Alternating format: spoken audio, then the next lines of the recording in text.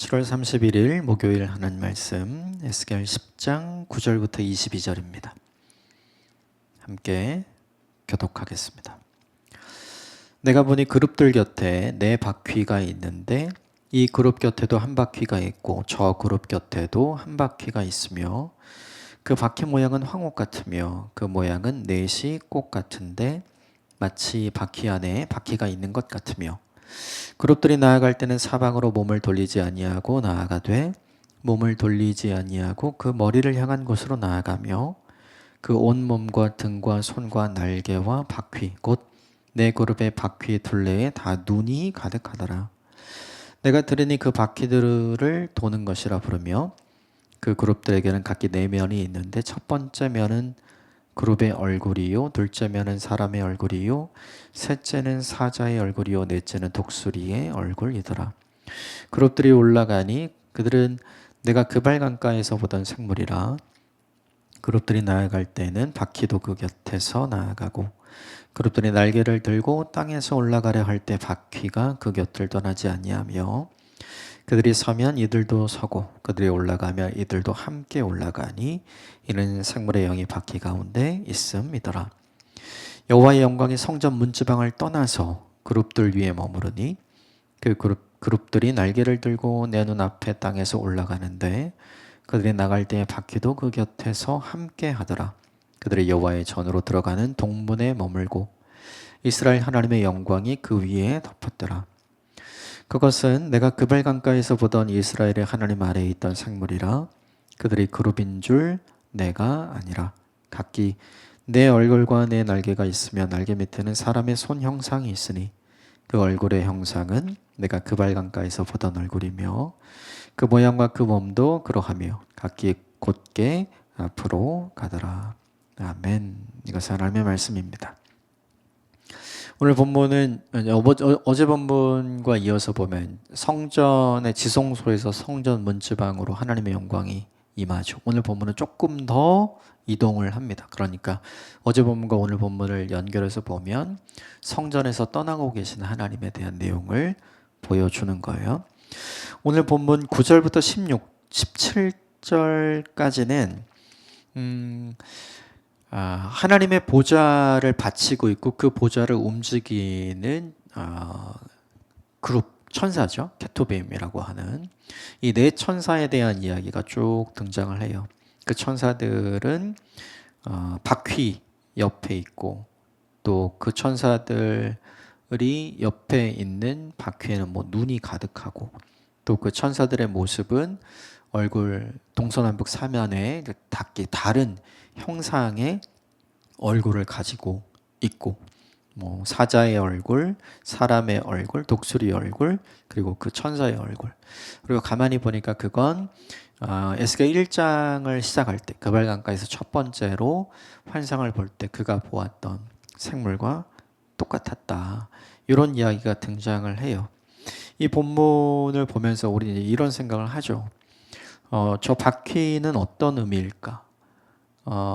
여기에 있는 보석들은 어떤 의미일까? 그리고 그것은 어떻게 움직일까? 또 본문에 등장하는 눈은 과연 무엇일까? 그리고 이 네 개의 얼굴을 가진 이 천사들, 그 얼굴이 가지는 의미는 뭘까? 우리 이런 것들을 막 생각을 해요. 근데 알 수 없어요. 그것들이 뭔지 성경이 정확하게 우리에게 표현해 주거나 설명해 주지 않거든요. 신약 성경에 예수님께서 비유로 뭔가를 말씀하실 때 제자들이 의미를 모르면 물어보잖아요. 그리고 예수님 설명해 주시는 게 있죠. 그래서 설명하니까 아는 거예요. 이 구약 성경에 나오는 이런 상징들은 사실은 뭔지 성경이 설명을 하고 있지 않아요. 그러니까 우리가 정확히 알 수는 없죠. 물론 구약 성서 전체를 어우르는 이제 구약 신학의 입장에서 각각의 어떤 의미를 가지고 각각이 우리에게 무엇을 상징하는지에 관한 내용들은 분명히 설명을 할 수는 있어요. 하지만 그게 정확히 그런지는 모르는 거죠. 그래서 이 본문을 보면서 9절부터 7절까지에 나오는 이런 것들에 대해서 관심이 있을 수도 있는데 잘 몰라도 괜찮다. 그래서 혹여 이 부분을 보시면서 이 부분 성경은 너무 어렵다. 이게 무슨 말인지도 잘 모르겠고 이걸 나에게 어떻게 해석해야 되는지도 잘 모르겠다. 너무 괜찮습니다. 전혀 문제가 없어요. 특별히 예언서들을 볼 때 그런 경우 되게 많거든요. 가장 중요한 건 에스겔이 살았던 시대와 우리가 지금 살고 있는 시대가 다르잖아요. 말이라는 게 시대성을 갖고 있기 때문에 그 시대마다 의미하는 바가 다 다르고 시대마다 새로운 언어들이 생겨나잖아요.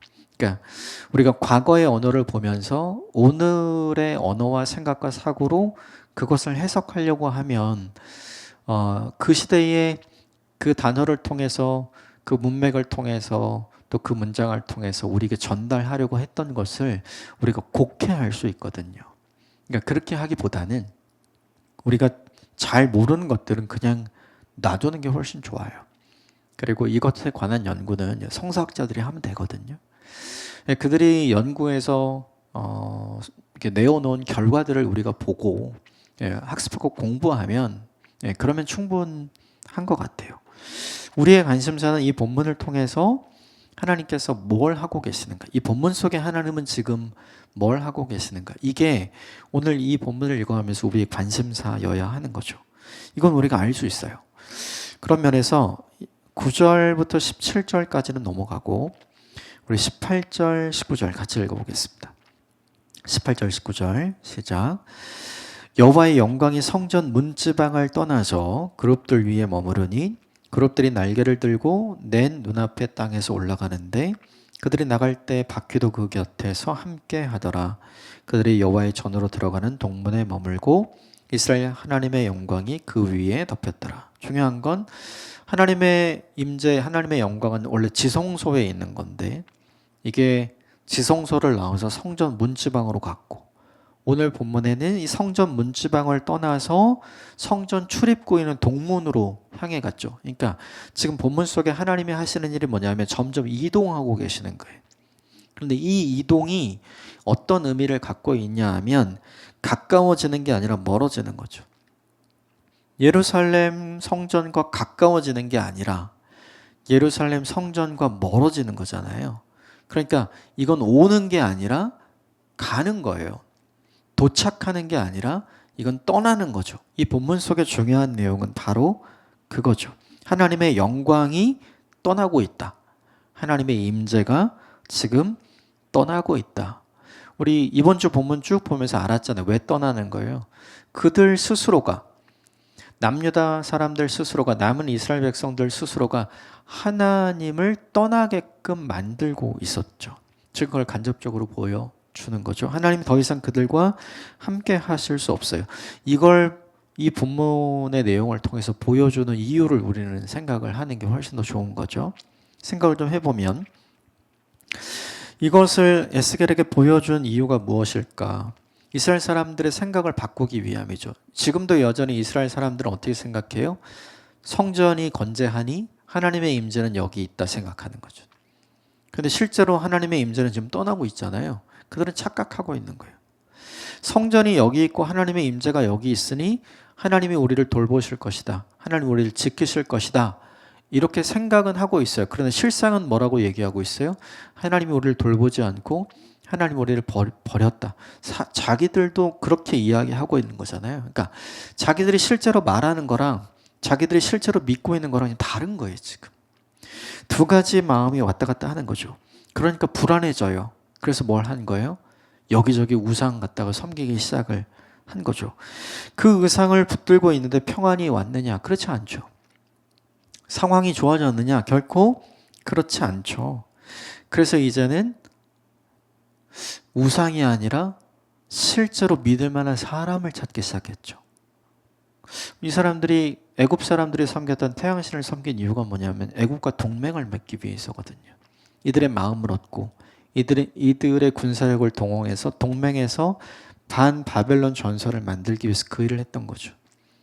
결국 하나님을 믿지 못하니까 결국 사람을 믿게 되고 그 사람의 마음을 얻으려다 보니까 결국 그들의 우상을 또 섬기게 되고 그러면서 하나님은 철저하게 외면하는 악순환이 지금 이 본문 속에서 계속 반복되고 있는 거죠. 사람들이 이렇게 생각했어요. 이쯤 되면 안전하게 혹시라도 모를 걸 대비해서 이렇게 안전장치 하나 마련한 거잖아요. 이게 자기들을 지켜줄 줄 알았던 거죠. 아니요. 이 사람들은 어떤 마음을 갖고 있냐면 근거 없는 낙관론을 펼치고 있었던 거죠. 예레미야는 분명하게 경고했어요. 사람들을 의지하지 말아라. 애굽과 손잡지 말아라. 그리고 바벨론에 투항해라. 너희는 망한다. 그게 하나님 메시지였죠. 그런데 그 말을 듣고도 회개하지 않았고 자복하지 않았어요. 오히려 그 이야기를 하는 예레미야를 핍박했고 오히려 다른 것을 붙들므로 하나님을 더 멀리하게 되고 말았죠. 이걸 보여주고 싶은 거예요. 누구에게요? 1600km 떨어진 에스겔에게요. 이게 되게 중요합니다. 왜 에스겔에게 보여줬을까? 이 사람들은 보여줘도 들려줘도 반응이 없잖아요. 그럼 그들이 기도할까요? 안 하죠. 근데 시공간을 넘어서서 에스겔에게 이걸 보여주면 에스겔이 그 환상 중에 그죠? 하나님의 심판이 시작되니까 성전에서부터 시작되는 하나님의 징계와 심판이 있으니까 에스겔이 뭐라 그래요? 엎드리면서 하나님 용서해 주십시오. 이거 계속 하실 겁니까? 기도하잖아요. 이 모습을 보여주면 누가 기도할 거기 때문이냐면 에스겔과 그리고 정말로 하나님의 말씀대로 이루어지고 있구나를 경험하고 있는 포로된 사람들이 이 본전을 위해 기도할 것이기 때문에 보여주는 거죠. 여러분 이게 되게 중요하죠. 예루살렘에 있는 본전은 아무도 자신들을 위해서 기도하지 않습니다. 전혀 상관없는 사람들이 뭘 하고 있어요? 그들을 위해 기도하게 만드시죠. 저는 이게 하나님의 긍휼하심이에요. 성전을 떠나기는 합니다. 지금 5만 정 다 떨어지신 거죠. 그럼에도 불구하고 이들을 위하시고 이들을 진노 중에 긍휼함으로 이렇게 품어주시고 이들을 위해 뭐라도 하시려는 하나님의 모습이 저는 여기서 보여요. 그러니까 하나님이 얼마나 크고 깊은 사랑을 가졌는가 생각하죠. 우리는 5만 정 떨어지면 그냥 딱 끝이잖아요. 근데 5만 정 떨어졌는데도 마치 츤데레처럼 끝까지 그들을 위해서 뭔가를 하시려고 하는 하나님의 모습이 이 본문 속에 드러나는 거죠. 저는 이게 놀랍습니다. 왜 바벨론에 있는 에스겔에게 이것을 보여주고 또 에스겔은 이것을 기록함으로 함께 포로된 사람들로 하여금 이것을 읽게 하고 전하게 했는가? 함께 기도하라고요. 함께 여전히 비슷한 생각을 가지고 있는 사람들이 있다면 너희도 생각을 바꿔라. 끌려온 사람들 중에도 그런 사람이 있죠. 우리만 재수 없어서 끌려왔다. 본전 아직 예루살렘이 있으니까. 거기 아직 안 망했다. 이렇게 생각하는 사람들이 있죠. 그런데 그 생각을 바꾸어 주시고 하나님의 말씀대로 지금 이루어지고 있는 거야. 우리가 여기서 70년이 지나면 다시 돌아가게 될 거야. 이걸 끊임없이 받아들이고 그리고 인정하게 만드는 통로로 하나님께서 에스겔을 사용하시는 거죠. 중요한 건 이거예요.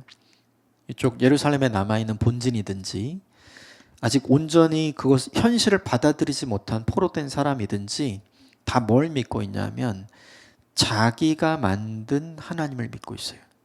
자기가 만든 자기의 신앙을 갖고 있어요. 이것을 우리는 뭐라고 부르냐면 신앙이 아니라 고집이라고 불러요. 자기 확신. 하나님 이걸 고치고 싶은 거죠.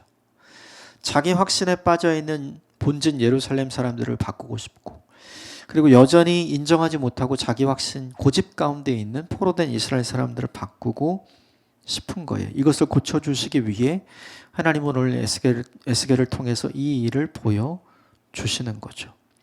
두 가지를 기억해야 될 것 같아요. 우린 다 잘 될 거야. 근거 없는 낙관론을 펼치거든요. 이건 되게 위험해요. 그것은 믿음이 아니에요. 할 수 있다. 긍정적 사고. 이건 믿음이 아닙니다. 그냥 자기 확신이죠. 중요한 건 그걸 많은 사람들이 믿음으로 가르쳐요. 믿는 대로 될 거야. 확신한 대로 될 거야. 하는 대로 될 거야. 포기하지 않으면 될 거야. 아니요. 오늘 본문은 그걸 가르쳐 주지 않죠. 하나님이 정하셨으면 그대로 되는 거예요. 그걸 인정하고 수용하고 받아들이고 하나님이 주실 회복을 기대하며 그 시간을 보내는 게 진짜 믿음이죠. 우리가 일평생 싸움해야 될 게 있어요. 우리 스스로 싸워야 할 믿음의 선한 싸움 중에 하나는 뭐냐면 바로 믿음의 싸움이죠. 고집과 믿음 사이를 왔다 갔다 하거든요. 자기 확신과 참된 신앙 사이를 왔다 갔다 해요. 시간이 지나면 지날수록 우리는 점점 참된 신앙 쪽으로, 믿음 쪽으로 가 있어야 하는 거죠. 근거 없는 낙관론이나 이유 없는 긍정적인 사고는 우리로 하여금 굉장한 안도감을 갖게 하고 불안을 줄여줄 수는 있어요. 근데 이걸 하나님이 정하신 거면 어떡해요? 오늘 본문의 배경처럼 남유다가 바벨론에 의해서 패망하고 어제 본문에서처럼 숯불이 예루살렘에 다 뿌려서 완전히 태워지는 거, 그게 하나님이 정하신 일이라면 어떡해요? 그럼 또 그 얘기하는 거예요. 내가 믿은 대로 되지 않았다. 내가 생각한 대로 되지 않았다. 하나님은 내가 기도한 대로 해주시지 않았다. 우리를 돌보시지 않았고 우리에게 긍휼을 베풀어 주지 않았고 우리를 버렸다. 이렇게 이야기하는 사람들이 되는 거죠. 근데 하나님이 그걸 에스겔 본문을 통해서 뭐라고 얘기하세요? 이번 주 본문 내내 하나님이 그걸 책망하시잖아요. 그러니까 우리가 생각해야 될 게 있습니다. 내가 갖고 있는 믿음이 고집인가 아니면 믿음인가 점검해야 됩니다. 시간이 지나면 지날수록 우리가 갖고 있는 고집이 믿음으로 바뀌어가는 역사는 우리에게 필요해요. 그러려면 우리에게 필요한 거 있습니다.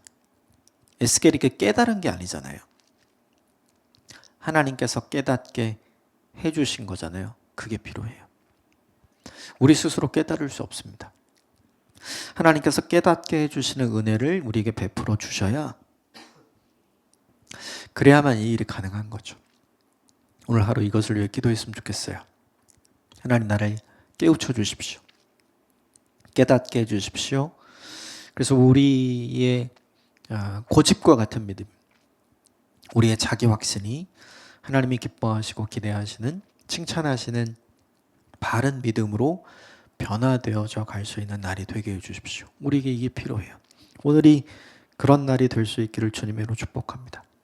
그래서 오늘 하루 보여달라고 기도하시고, 들려달라고 기도하시고, 깨닫게 해달라고 기도하시는 일이 저와 여러분에게 필요합니다. 오늘 이 일을 잘 생각하면서 묵상하고 또 하루를 보내시면 좋겠습니다. 함께 기도하겠습니다.